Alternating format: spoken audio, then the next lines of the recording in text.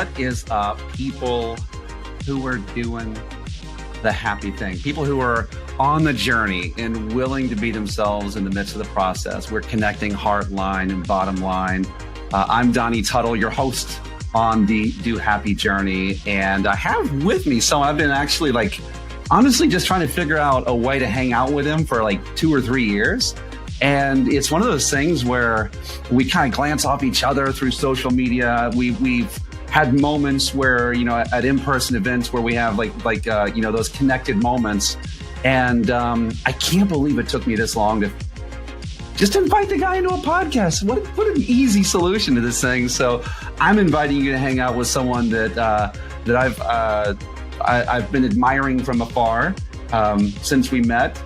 And if you are someone who is a professional that you live what you profess, or you're trying to live what you profess, you're someone who loves to see how real, authentic people can succeed, and you like business advice that mixes in with life advice, go and follow the one and the only Justin Andrews from Finance of America all the way up in the land of Washington. Go follow him right now. Do yourself a favor. But Justin, I'm going to just welcome to the podcast, dude. Thanks, buddy. I'd have to return the same sentiments, man. It's just since I met you, I've been excited to get to know you. We've had our digital relationship. I think that's been the case for all of us, right? The last year and a half. We haven't had a lot of in-person stuff, so I'll take what I can get. But no, this is great. I really appreciate the invite. Excited to be here with you, man. Well, it's gonna be fun. We're gonna dig into stuff. We're just gonna see what happens, what pops out of the can when we open it here. Just two dudes hanging out, right? Two dudes hanging out. Here's the deal, man. I asked you. I kind of teed up what you do. That's the party question. What do you do? Sure. But I want to go to the better party question, or the better question for this party, which is, Justin, what do you love? Yeah, man, that's a big question. What do I love? I'm definitely what you would call a people person, an extrovert. I'm very blessed with a beautiful family, wife of 15 years, and we've got 3 daughters together. I've got 2 older sons from a previous relationship, so definitely a family first type of person. The adage, work hard, play hard. I think I'm definitely one of those people. I love the grind. I love the process of working. Putting myself out there and trying to better whether it's my community, my employees, my career personally, or my people, but also like to have a good time, in the process. I always say, if you're not having fun, you're doing it wrong. Come on. I think that's words to live by for me, man. Always find fun in something. I mean, people, when I'm traveling for work, it's, business or pleasure, and it's usually both, because always trying to have a good time hanging out with the people I work with, love connecting with people. I love just getting to know people, learning their life story, their journey. I can pontificate for hours with people about where we're going, how we got here, all that stuff. And I just, there's the curious mind that I have, love to dig in and ask questions and just kind of learn things. I'm always never afraid to learn something new, and always in quest for some knowledge or whatever it is. Love it. Inspiration. Love it, dude. We share a lot of that in common. One of the things that I love, and it's almost like, I don't know if it's like this selfish thing where you see other people and you see yourself in other people, and you're like, he's doing it right because I'm going to feel like I'm doing it right. But I love the fact the 2 F words. And by the way, we love F words around here, and especially family, and especially fun. And so I always see Justin. I see you with pictures of the kids. I think recently you were golfing with one of the little ones, right? And did you say you had 5? 5? Is that what you said? 5. Yep, I know. That's another F word. Yeah, I think you can throw in your mix there. That's a freakishly large family. Do you not know that? It is, but it's I guess I grew up in a large family, so to me it's normal. Did you? I was a youngest of 7 kids, so really quite the crew. Yeah, Mixed family. We had the yours, mine, and ours with my parents, but really, really a cool family dynamic growing up. Being the youngest. I was the youngest by a lot, so there's a pretty big age gap between my oldest sister, who's she's the oldest of all of us, and then my 5 brothers. So definitely a different family dynamic. So interesting. I'm trying to pull something up real quick. So I don't know if you knew this about me or not, but here we go. So this is, I thought I had a picture here in my office, but apparently I do not. Let me see. I'm just going to do this. I'm sharing on a new thingy here. Oh yeah. Hello. You're in the barbershop, baby. Do you see my screen? Oh, wow. Look at that. So that's a squad. That is a squad. So is that your freakishly large family? This is my freakishly large family. That's we have 8 kids. So probably that's amazing. A lot like you, so we have 5 boys, and we when someone asks, we're like, well, we have 3 girls, and each of them has 5 brothers. So back off, bro. It's one of those. So that's fun. Talk to me about, I'm really curious, by the way. I don't really meet a lot of people who are from large families that have large families. So if I dig into that, I'm probably, I'm always on an exploration mission. Just like, there's really nothing off topic here for me. Okay. So dig away. All right. But I want to ask you about, so, people who meet you and come to know you, you're a successful dude. And by success, like, I think we all get to define what that is for us. But from the outward, good looking dude with a good looking family. You lead a successful team that does some really cool things, and you're very, very likable. How much of that is real, Justin? Are we seeing the real? Is that the real dude? I 100%. I think I'm as authentic as I possibly can be. We all guard certain things in life, but I'm not one of those that goes on social media just to brag about, how great I have it or whatnot. I don't. That's not me. I don't. You strike me as we don't thankful. do it. My wife and I feel like you're just thankful. We don't do a lot of doting on there. Yeah. I'm very grateful though, man. I've sometimes, and I say it all the time, I feel like, sometimes it's just as good to be lucky as it is to be good in some cases. And I've had some good fortune come my way. I've also had some hard times too, and it's all relative. There's been some challenges that I've had to overcome in my life, dating back to as a kid, and just as an adult, you kind of come into things and you learn, and not everything's roses, but I feel at the end of the day we've got a pretty good thing. Like you mentioned, I've got an amazing team that I work with every day. I've got an awesome family, and at every night my girls are fighting and making messes, and there's always the other side of the coin, but I'm one to count my blessings more than I am to focus on the hardships. I think hardships are part of life and kind of give you perspective, where you're at and what you're doing, where you're going. That's good. I'm curious. So you probably get this question. I know we do. And people say, how do you do it all? And so when you have a large family, you also you have a large team. Right. And also in a restaurant too. I'm not sure. Yeah. So I've seen this. I'm really curious about because that was you weren't busy enough, and COVID wasn't challenging enough. Yeah. Right. So I'm so curious because there's a word that people they want to say work-life balance, and I really see it more of a blend or an integration. So there's probably better words to use it, but who you are anywhere is who you are everywhere. And I'm wondering, Justin, how you show up as the guy that you like in each of those different places. How do you keep it? How do you keep that thing running? And what, not just what fuels you, but and take that however you want. How do you keep that? Yeah, no, it's a great question, and I get that a lot. The question of how do you manage it all? There is no solid line that divides my personal and professional life. I always said when I got into the mortgage business to begin with, it's not a career, it's a lifestyle. You don't clock in and clock out. It's not a 8 to 5 Monday through Friday gig. It's you find the times where you need to be effective. You find the times where you need to be proficient, and then you also have to find the times you need to unplug and do family and have some time for yourself.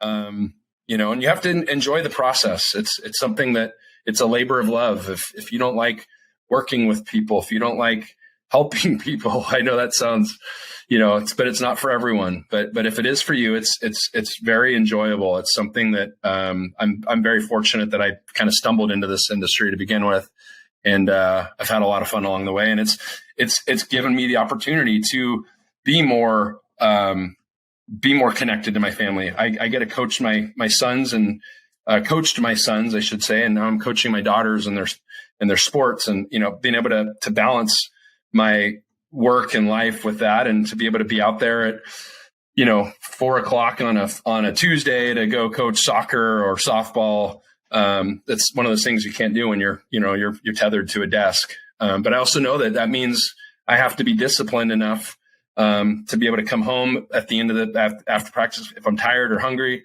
and I got to crank out whatever emails or reports or whatever I have to do to answer to my to my people as well. So it's just finding that balance. I think it was maybe Jocko that said it: discipline equals freedom. And I'm not going to sit here and say I'm the most disciplined person in the world. I'm by no means am I, but I do have certain, most extroverts are not non-negotiable. Yeah. I have certain non-negotiable items that are very important for me. And I think one of them is, and this actually learned from my mom. It's get up when you wake up instead of, sitting in bed and thinking about your day, or trying to go back to sleep because you got another hour to sleep. I've always, like, the second I'm awake in the morning, if I'm coherent, my feet are hitting the floor and I'm going to start my day right then and there. And that's one of those non-negotiable items. I typically, that's like, I've never heard anyone say that. That is solid, big time. I learned a lot from my mom. I think she had, I guess I'm change gears here a little bit. She had one of the most amazing work ethics of any person I've ever been around in my life. My father passed away when I was 6. So she had to carry a lot of weight with our family, our house, going to work every day. And she just did it all, put us all on her back and carried that load. And she would get up at the crack of dawn. She would, hustle bustle around the house, make sure things were dialed in, get me and my brothers up for school. She would leave for work, come home at the end of the day, cook dinner, laundry. So made sure, I had rides to all my activities and sports and all that. And then she would typically fall asleep on the couch every night because she was exhausted, but just an amazing woman. So I definitely, if I got one gift from her, it was that work ethic. Wow. And it took some time to develop too, man. It's, I think once you realize it's there, it's part work ethic, and part of it's just kind of a desire to be productive and to leave a mark and to leave a legacy. That's, I think, one of my big drivers too, is I just, I maybe, part of my makeup is always just trying to better myself. And whatever that means, it's a battle that I fight every day. And there's, like anyone else, there's good days and bad days. And, but I know if I start off my day right, put my feet on the floor, getting out of the bed in the morning, that's half the battle right there. And just, put one foot in front of the other and, get moving. Talk to me about faith, Justin. It feels like that so many people feel like they have to hide and cover and guard and maybe not be so just honest, transparent, and truthful. Like what role does, I notice that's not the case with you. That's one of the things that I think I appreciate the most. Like what role would you say faith plays in what you do and how you do it? Yeah, it's a great question. It's something I've kind of battled with a lot of my life. It's like, where do I fall on that? I've had and I won't get too deep into it, but you have your connotations around that, and there's certain people that I've encountered along the way that gave me a bad taste in my mouth for religion per se, but I've always had a guiding faith principle. I've always had a connection to something more spiritual than myself. I think part of that comes from just there's been moments in my life where I've had taps and whispers and whatever you want to call it. I'm one of those people. I do pray, and I'm not one that's going to quote scripture, but I feel a pretty intense connection with my faith and something of greater power than myself.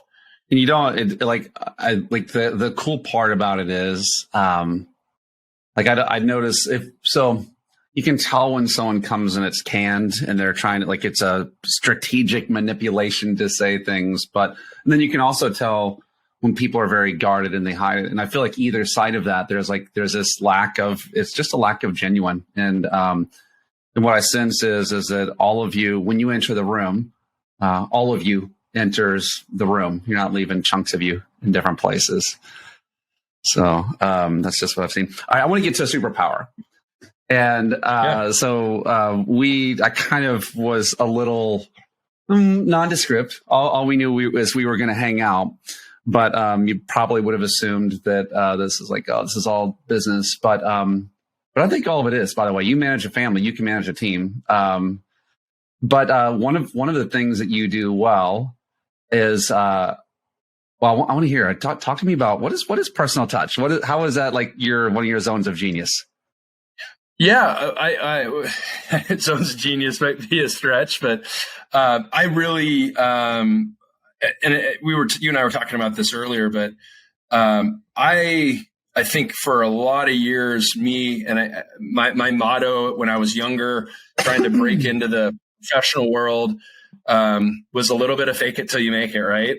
I think a lot of us might have some similar stories there, but I always felt like I had to be something else, and I was always striving to kind of set this persona. And after several years of realizing, actually, wait a minute, I don't need to pretend. I've got a pretty cool story to tell. I've done my share of grinding, and I've had my battles, and you learn through time and pressure and all these situations, these lessons in life. And once I kind of started coming to grips with that, I realized it's best to be myself and to be who I am. And was there a moment? Was there anything that actually that turned that for you? Because it feels like there was a buildup. I don't know if there was a breaking or something that kind of pointed that, or there wasn't necessarily a defining moment per se, but there was just, I think, an epiphany that finally realized I am good enough. I've done it. I've gotten here by myself.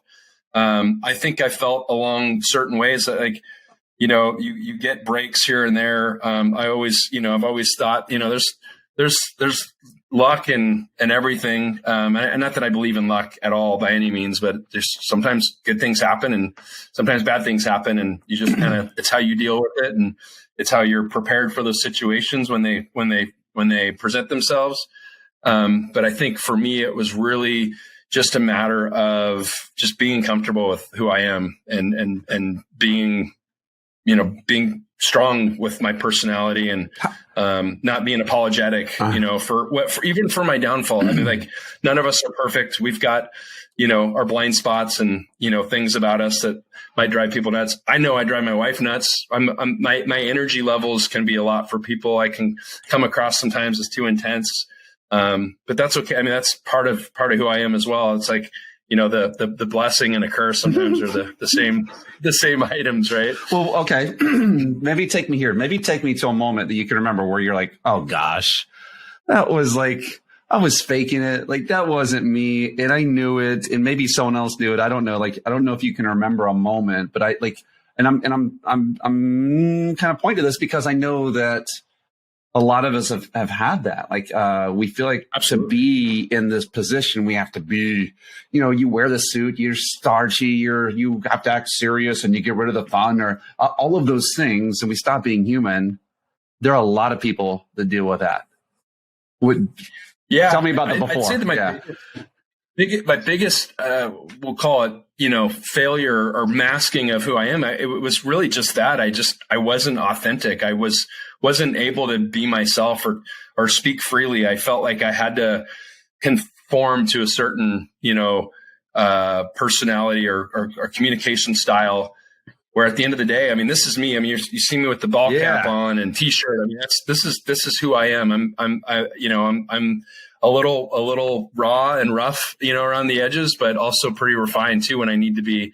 But at the end of the day, it's like, I prefer to be myself. And I think back to your question and superpower, personal touch for me is just being real with people, being able to crack the code and like, get past that shell of like, hey, it's okay. You don't need to project the same persona back. So I really feel like where I have a lot of breakthroughs with people I work with or coach or just in general encounter, it comes down to being able to sit down eye to eye, belly to belly, and not have a phony fake conversation. It's breaking through that first layer of, everyone's guarded. Everyone's got something they're protecting.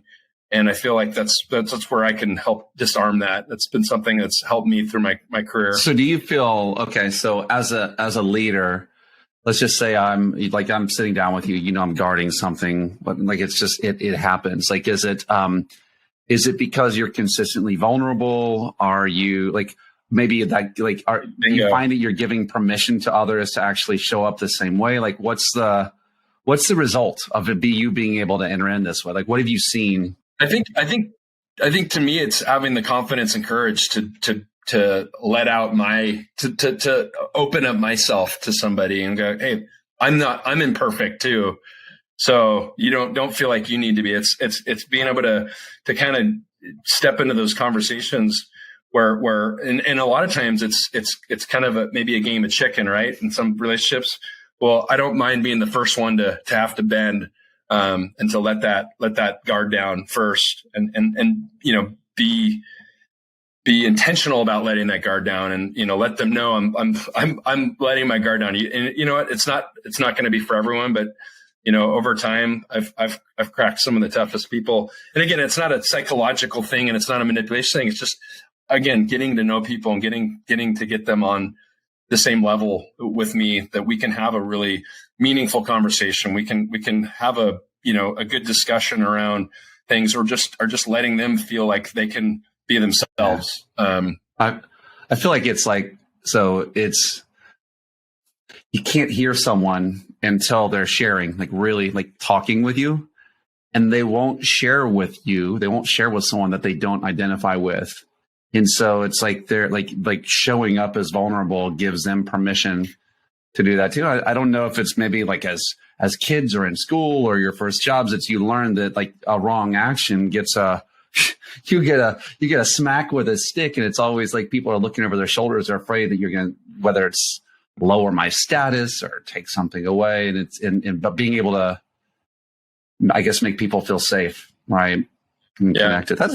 You just said another key word there, status. I think there's a propensity in our society to like level up status and project this persona that you're this, whether it's through how you dress or what car you drive or where you go to eat. And I think that's, again, another fundamental thing for me. It's like I'm the same person I am today that I was 20 years ago when it comes to how I dress, what I eat, what I drive, being flashy. And there's things I'm very interested in. There's hobbies that I'm able to afford that I couldn't 20 years ago. But aside from stuff like that, I mean, those are creature comforts. But when it really boils down to it, it's I'm never ever trying to project a different person and status symbol that I'm not. I'm pretty down to earth and if you see my house, my home, my stuff, we're very humble family. And that's a kind of a core value that I'm trying to instill in my children too. Why is that important to you? Humility. Because I think, well, it's just being real and being authentic. I think that's the core of it. But I think more so it's, I'm very, I guess empath might be the right term, but I'm very aware of how I make others feel and how people feel in certain situations. And, I'm not one that wants to gloat and rub things in people's face. And, even at times I would, rather be, again, humble, humility, towards people when it comes to, their journey and where they're at. And, not discounting their struggles and maybe their possessions or whatnot don't seem to be as important as it is to who they are and what they're about. If that makes sense. Yeah. Have you always been that way, or is that something that you found at a certain point? That's a pretty big quality. I think, I even back in like high school, like I was the guy that I had friends in all the different groups. I was definitely, I was, I guess, kind of portrayed as the, maybe jock or, preppy or whatever. I don't know, whatever the high school cliques are. But, I had friends in all walks of life, whether they were, academic or just again, everyone came from different backgrounds and had different vibe. And I kind of felt like I was able to connect with everyone. And I enjoyed that. I've always felt you can learn something from anybody and, you can gain value from any relationship. So I've always kind of been open to that. And I think that's definitely something I'm grateful for. And I've perpetuated that through my whole, adult life as well. That's cool. So, all right. I can't see the shirt. I see lightning bolts on the shirt. I'm really starting to question recharge. Okay. I love it. Is this a message? Is this something you share with people? You want them to recharge? Is it, go full bore and you can sleep when you die? I wish it was that symbolic. No, it was a shirt. From, dude, I was really hoping for like a Napoleon Dynamite unicorn with lightning bolts. I just saw lightning on the top. I'm like, I've got to see it. But yeah. Oh, I'm sorry. I do have some fun shirts, just not today. That's awesome. How do you reflect that one back to your kids? Because does that? I'll give you an example, dude. I've got 1,000,001 things in my office. So this is just me being real. I've got like a telescope. I've got a genie lamp. I've got coins. I've got marbles. I've got a bar of gold. I've got all kinds of things that I've got Butch the Cougar here from WSU. Butch the Cougar. Okay. I'm going to one up you on that. I've got a golden lion that I used to give to high performers. So, but I noticed at one point, I'm like, I'm really good at doing this and providing an experience. So when you said, personal touch, I'm really good at doing that. And the first place that it showed up at was with clients. And then at one point I looked and I realized, dude, I got 8 kids and I'm not like, I just noticed that I wasn't showing up the same way. And so that's been like a little bit more of a conscious effort for me to actually use that same gift giving mentality. And since I have been for the past, 6 months or so, it's been a ton of fun. But I don't know. Do you find that you're able to easily show up as, whether it's the vulnerable leader at home? Does it work the same at home for you, or do you notice parts where? Yeah, it does. I mean, it's funny, and even in the coaching youth sports, I know that when I'm at practice and it's one of my daughters, I'm usually grabbing one of the assistant coaches to coach her, and I'm working on his daughter or vice versa. You know what I mean? So, but when it comes to kind of the life lesson I was just kind of referring to, and how, connecting with people and perpetuating, it really boils down to just one simple thing, and it's be nice. I think as complex as we try to make things and big words and big fancy ideas, it's like, you can get so much accomplished just with that one simple thing. Just be nice. I love it. And obviously it's easier to be mean to the people that you aren't, you let it all down, right? You're at the house I love so I know you're a Seahawks fan. I'm Indianapolis Colts, man. We're from Indy. I have family in Indy. And so that was my group. And Peyton Manning, I loved what he said. It always stuck with me. He said, it literally takes 6 extra seconds to be nice.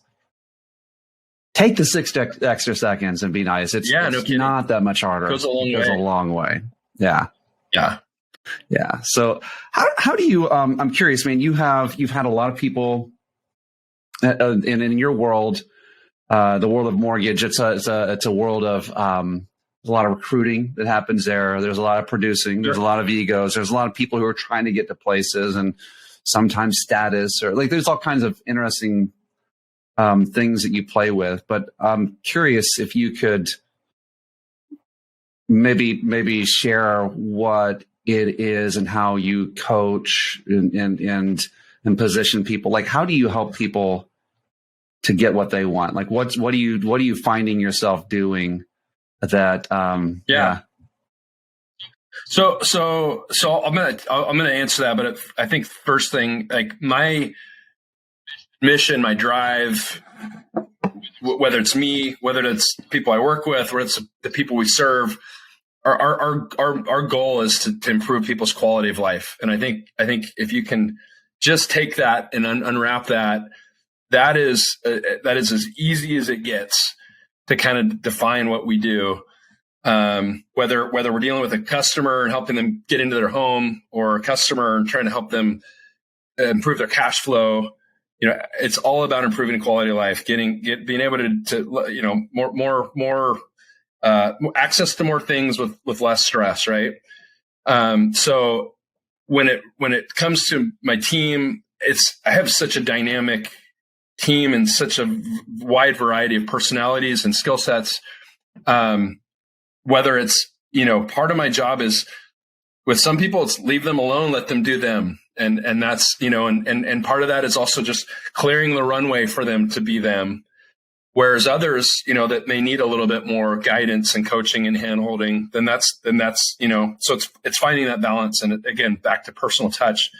And I think the easiest way for me to define personal touch is there's no one size fits all.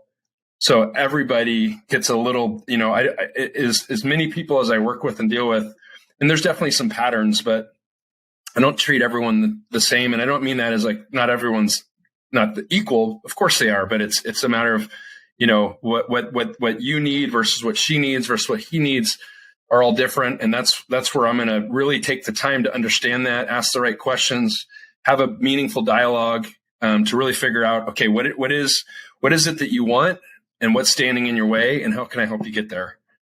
And that's it really boils down to, and again, it's different with every person I work with. And like I said, I've had a meeting yesterday with one of my team members, and she's, having gone through what we all could agree has been an insane year and a half, and kind of lost a little mojo and has lost a little passion. And my job, and we talked yesterday, is we're going to help each other. I'm going to help you get back on that path. And, whether you need accountability or just someone to talk to de-stress, or you need some action plan, or just someone to brainstorm. And, I love to throw out stupid ideas together and see if we can come up with a stupid idea that's dumb enough that's going to work. Whatever it takes, right?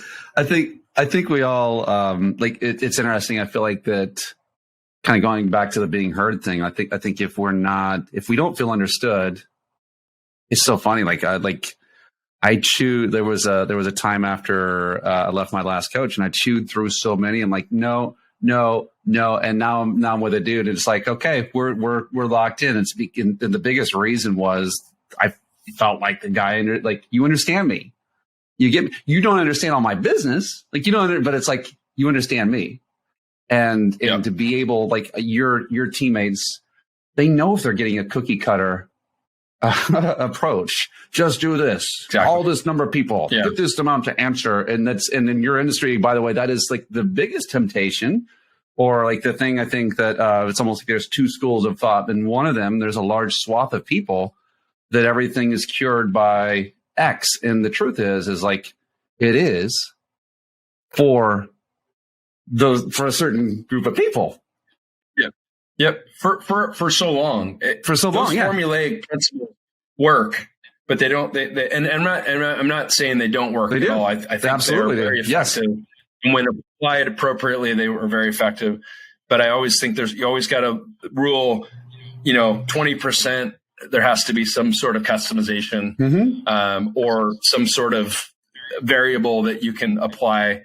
And sometimes it's way more than 20%. Sometimes it's 80%, and everyone's different. And that's, I think it comes down to what you were saying before. Like you call it personal touch. I call it showing up as the artist.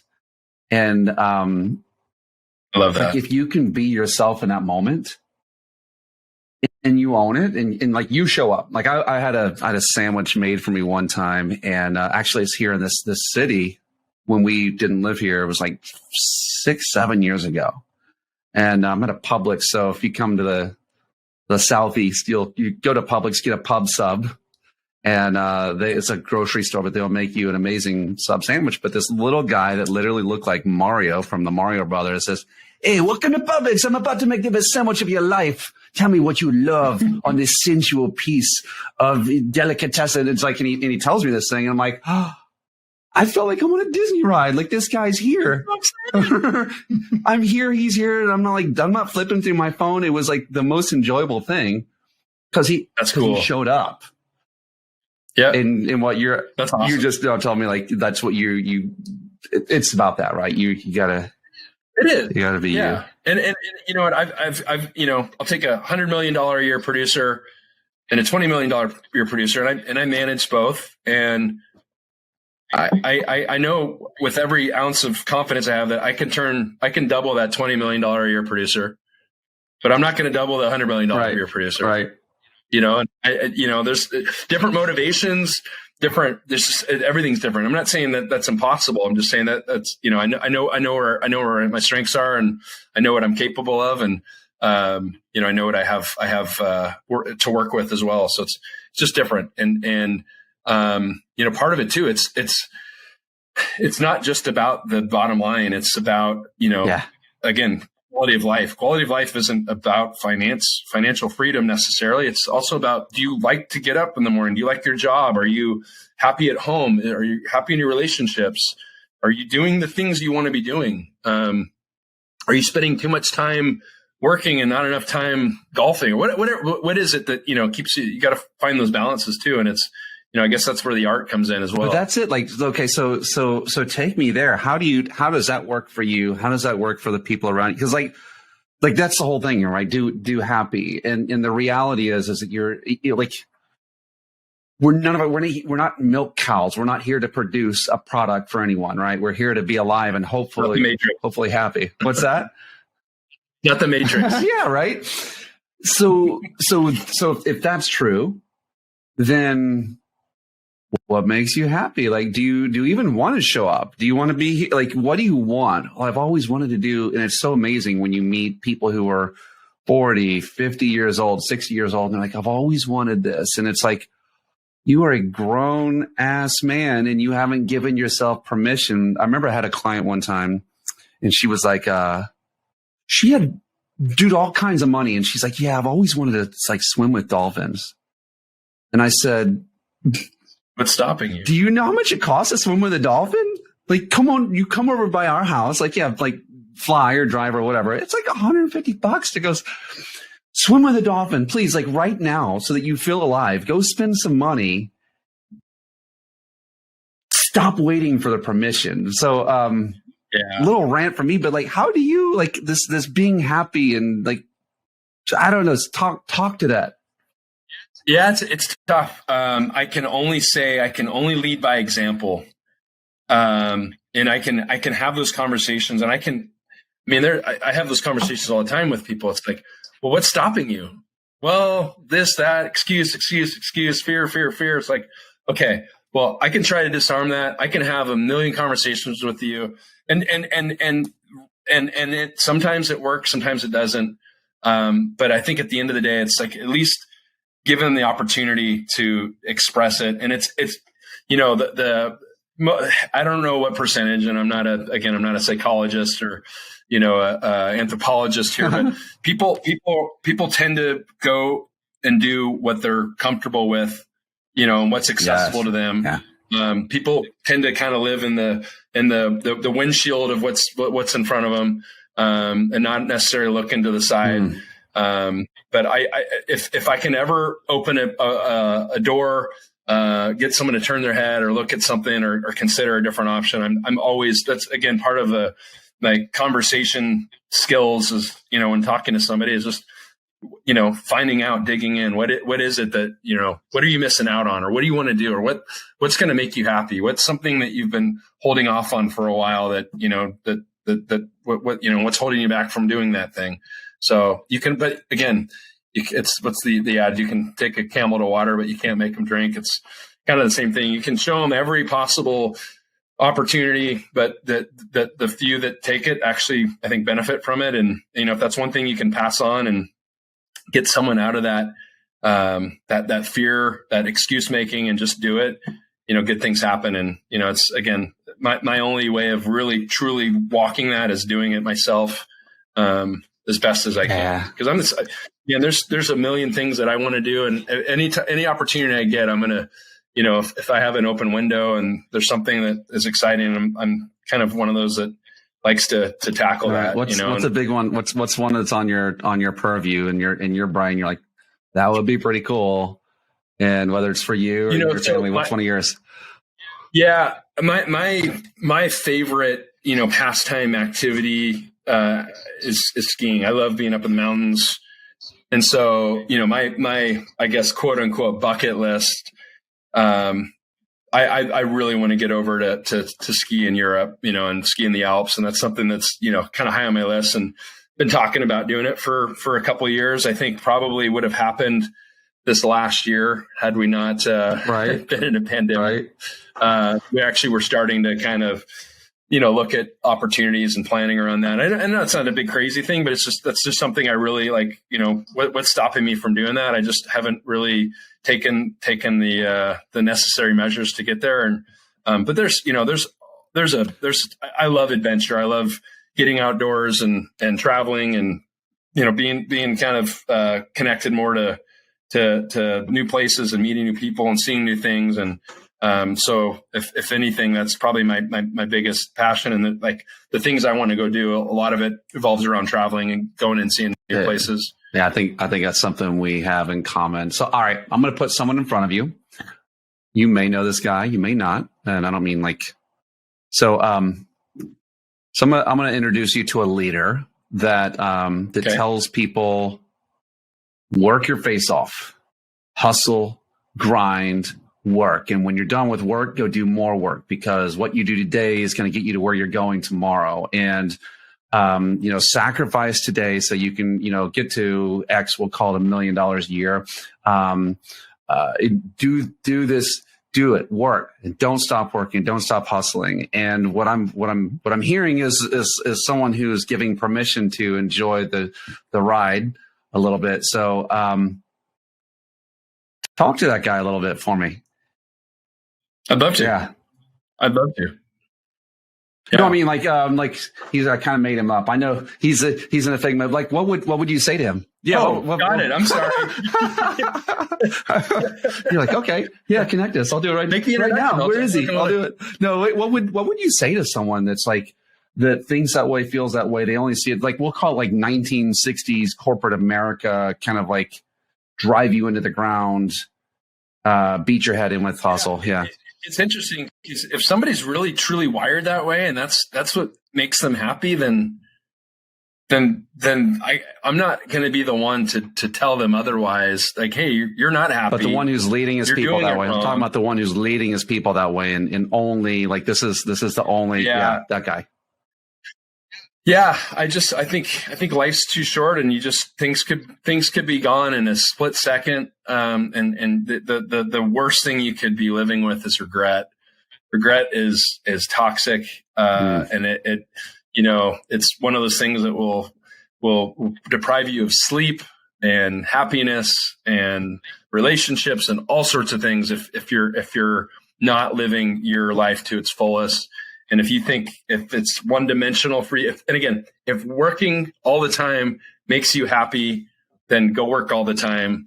But if you're feeling, and again, it's just, I'm peeling that onion back. If you're really, you think that's what you want, and you think, money matters, and that's the only thing that matters. Of course it matters, but if the only thing that matters, and, and you're on this quest to kind of try to hit this number, you're never gonna be satisfied. You're gonna hit a number, and then it's gonna be another number, and it's gonna be another number, and you're gonna constantly be looking for something else. The goalposts will continue to move for you. But I think if you're really looking, again, how do we measure success? Everyone measures it differently. But for me, it's not about, how much is in my bank account. It's more about, the connections, the people in my life, the moments that make you laugh and smile and cry and all that good stuff. And that's to me how I measure. And, I think if again, everyone's different, but if you're that guy and you're not looking at other things, and you don't have meaningful relationships and goals outside of financial things and things that you want to go do and see, then kind of missing the whole point of why we're here, Dude, love it. Well, we're gonna lock this one up and put it out there and let some lives get touched. Justin, tell us how we can get in touch with you. Where can we find you, brother? Yeah, easiest spot. LinkedIn. I'm on there. I'm very. I'm an open book. I actually respond to my messages. Unless you're trying to sell me something I don't need, even then I'll still respond. But yeah, I seem to get hey, really interested in connecting with you. And the next thing, hey, how's your ERP solution working for you? It's like, that's again, I know we're all in commerce, but I'm hopeful for really meaningful conversations. If you want to have a conversation about career, life, family, I'm your guy.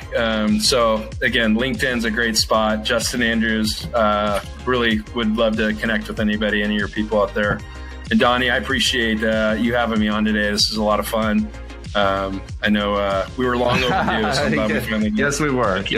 We'll have to connect sooner than 2 years from now, too. So, Justin, thanks for bringing the heat, dude. Thanks for helping us to level up and find our happy so we can do our happy. Thanks, brother.